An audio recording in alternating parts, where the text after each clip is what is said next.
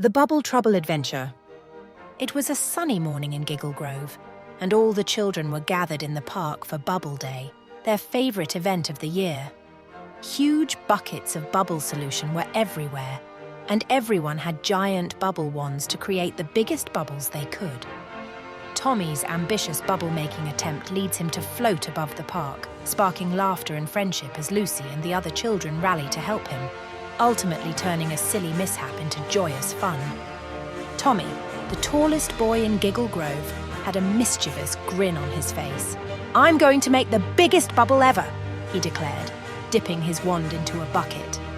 Tommy's ambitious bubble-making attempt leads him to float above the park, sparking laughter and friendship as Lucy and the other children rally to help him, ultimately turning a silly mishap into joyous fun. Lucy, the littlest girl, giggled and pointed. "But Tommy, what if it's so big it floats you away?" "Pfft, that won't happen," Tommy said confidently. "Watch this!"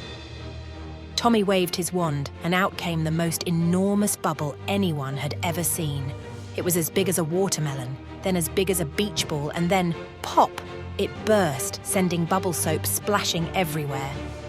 The children laughed as Tommy wiped soap off his nose, but Tommy wasn't giving up. "Bigger!" he shouted, dipping his wand again. This time, the bubble grew and grew and grew until it was as big as a car. Suddenly, the wind blew, and before anyone could blink, the bubble stuck to Tommy and lifted him off the ground. "Ah!" Tommy yelled, flailing his arms. "I'm flying!" The kids gasped. "Tommy's in the air!" Lucy squealed, pointing at the boy floating like a balloon.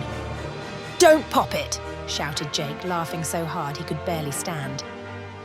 "Help me get down!" Tommy shouted, but he started laughing too because the whole situation was so silly. His feet dangled as the bubble carried him over the park. Lucy grabbed her tiny bubble wand and chased after Tommy. "I'll save you!" she called, blowing tiny bubbles into the air. But instead of saving Tommy, her bubbles started sticking to him, making him look like a human bubble sculpture. "Now I'm covered in bubbles," Tommy laughed. The kids couldn't stop giggling.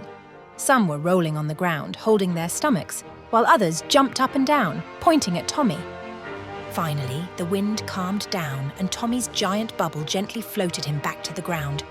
As soon as it landed, pop, it burst, leaving Tommy sitting on the grass with bubbles all over his head.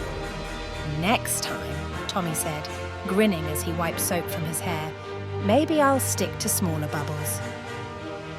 Lucy handed him her tiny wand. "Or maybe you should try these!" Everyone laughed so hard that they all fell over, covered in bubbles and tears of joy. Bubble Day became the funniest day Giggle Grove had ever seen.